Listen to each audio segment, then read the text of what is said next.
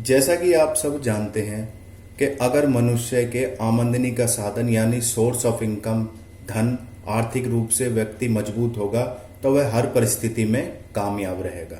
नमस्कार, मैं एस्ट्रो आदित्य पाराशर आज ग्रहों की स्थिति के बारे में बताऊंगा। ग्रहों की स्थिति आय भाव के लिए यानी आमदनी के मनुष्य के लिए क्या मायने रखती है।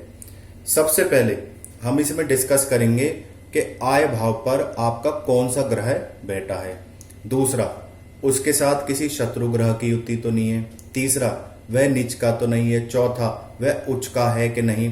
और पांचवा, के आय भाव आपका सुप्त अवस्था में है कि नहीं। सबसे पहले शुरुआत करते हैं हम पांचवें पॉइंट से यानी सुप्त अवस्था का होना। सुप्त अवस्था कब कहलाती है किसी भाव की? अगर यहां पर कोई ग्रह मौजूद ना हो और यहां पर किसी ग्रह की दृष्टि ना हो तो आय भाव सुप्त भाव कहलाएगा। तो हम क्या करेंगे, इसमें जो इसका स्वामी ग्रह है वह शनि है और कारक ग्रह गुरु है। तो शनि और गुरु से संबंधित उपाय करेंगे। शनि से संबंधित उपाय क्या होंगे? पीपल के नीचे शनिवार के दिन सूर्यास्त के समय दिया जला के आना। विशेषकर मावस किसी भी वार की हो, पीपल के नीचे सरसों के तेल का दिया जलाना।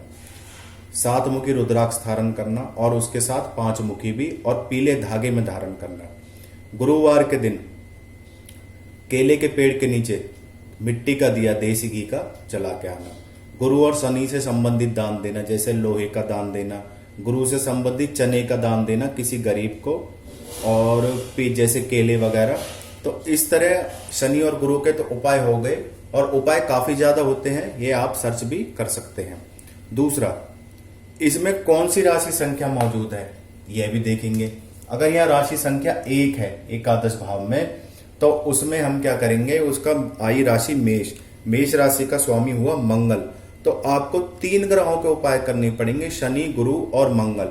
वह आप देखेंगे आपकी कुंडली में कौन सी राशि संख्या मौजूद है। तो उन्हीं से संबंधित मंत्रों का कर्मकांड विधि द्वारा वैदिक मंत्रों का जितना आप सरलता से कर सकते हैं पाठ कीजिए, आपको विशेष रूप से सफलता मिलेगी। अब बात करते हैं एकादश भाव में ग्रहों की मौजूदगी, ग्रहों की दृष्टि, शत्रु ग्रह के साथ युति होना आदि, इसमें आय भाव क्या मायने रखता है। सबसे पहले सूर्य, अगर यहां पर सूर्य ग्रह मौजूद है तो ऐसे व्यक्ति के जो मित्र होंगे वह ऊंचे पद पर आसीन होंगे, चाहे वह सत्ता के माध्यम से हो चाहे राजनीति के माध्यम से हो। ऐसे जातक की एक खासियत होगी वह सरकारी या प्राइवेट सेक्टर में खुद भी उच्च पद पर आसीन होगा, समाज में उसका दबदबा होगा, सत्ता में उसका दखल होगा, राजनीतिक लोगों से ऐसे व्यक्तियों की मित्रता होती है। और यहाँ पे अगर सूर्य उच्च का हो तो यह स्थिति और ज्यादा पॉजिटिव बन जाती है और ज्यादा प्रबल बन जाती है। व्यक्ति राजनीति में, समाज में और उच्च पदों पर तरक्की करता है और व्यक्ति के जो आमदनी के साधन काफी अच्छे होते हैं। हमें ध्यान रखना है कि यहाँ पर सूर्य मौजूद है, अगर सूर्य की दृष्टि है तो प्रभाव सेम ही रहेंगे। दूसरा, अगर यहाँ शत्रु ग्रह मौजूद है तो व्यक्ति के जो प्रभाव हैं उसमें 50% तक कमी आएगी, कहीं ना कहीं उसे परेशानियों का सामना करना पड़ सकता है। अगर मित्र ग्रह मौजूद हैं तो व्यक्ति की जो आमदनी के साधन है वह बढ़ेंगे, मित्र ग्रह इसमें सहायता करेंगे।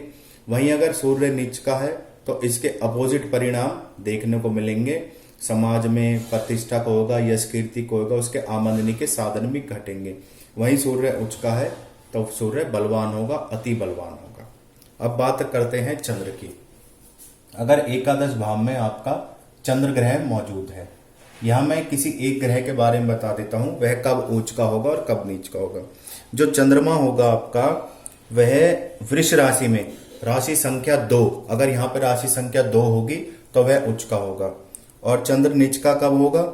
चंद्र होगा आपका वृश्चिक राशि में, अगर यहां राशि संख्या 8 होगी, 2 होगी तो उच्च का होगा। और अगर यहां राशि संख्या हुई 8 तो राशि संख्या 8 यानी वृश्चिक राशि, तो चंद्रमा नीच का होगा। तो ये मैंने बताया आपको उच्च का और नीच का, ऐसे आप सब ग्रहों के बारे में पता लगा सकते हैं।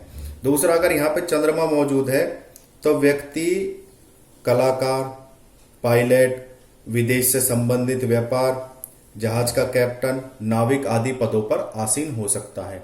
सौंदर्य से संबंधित व्यापार करेगा तो सफलता मिलेगी। अपनी वाणी से ही सबको मोह लेता है, शीशे में उतार लेता है, और अपनी मधुर वाणी के कारण ही ऐसे व्यक्ति के सोर्स ऑफ इनकम बढ़ते हैं। अब हमें यहाँ ध्यान रखना है कि यहाँ पर शत्रु ग्रह की युति ना हो, शत्रु ग्रह की राशि मौजूद ना हो, शत्रु ग्रह यहाँ पर पहले से मौजूद ना हो, चंद्रमा की दृष्टि के गोचर के अंतर, तो उसके प्रभावों में कमी आती है। अब बात करते हैं हम यहाँ मंगल की। अगर यहाँ पर मंगल ग्रह मौजूद होगा तो ऐसा व्यक्ति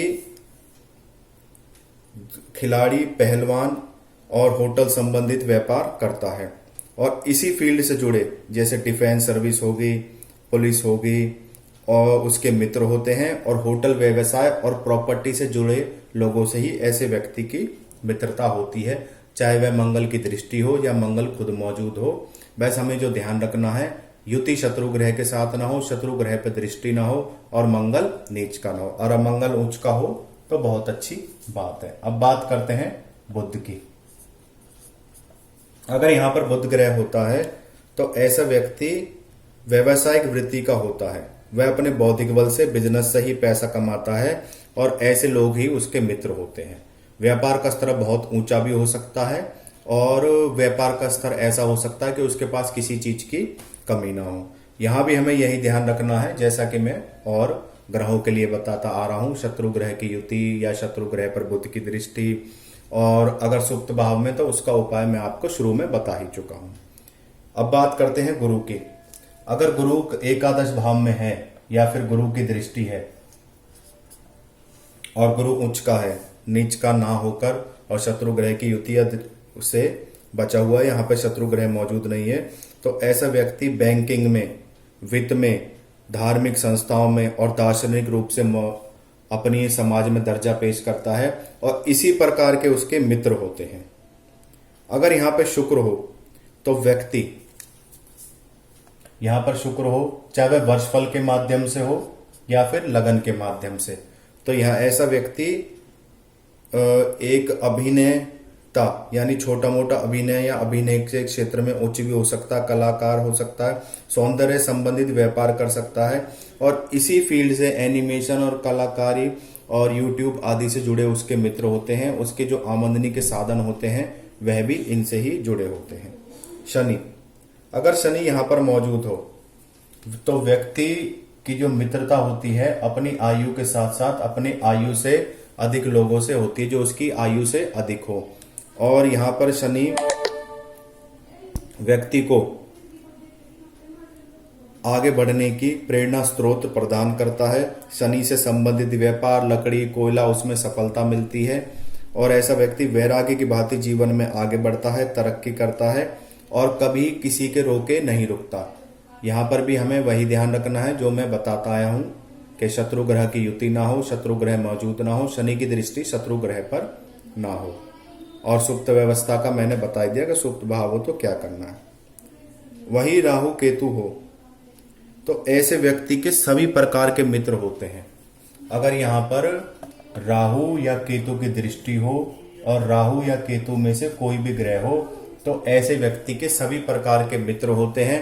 बौद्धिक बल पर, शॉर्टकट से, छल कपट से, वैराग की भावना से, जैसे चाहे अपनी लाइफ को वह आगे बढ़ा सकता है। ऐसे व्यक्ति की विदेश भी जाने की उम्मीद होती है, और इसमें व्यक्ति अगर जहां तक हो सके राहु हो तो माता सरस्वती की आराधना करे, केतु हो तो गणेश की आराधना करे। राहु और केतु के कारण ऐसे व्यक्ति का हर प्रकार की फील्ड में छोटा मोटा दखल होता है, परंतु पाप ग्रह की वृत्ति के कारण ये व्यक्ति को पाप की तरफ भी मोड़ते हैं। इसलिए जो भी राहु केतु से संबंधित व्यक्ति है, इस भाव में दृष्टिगत चाहे वह राहु केतु मौजूद हो तो वह ईमानदारी से धन कमाए तो जीवन में तरक्की करेंगे।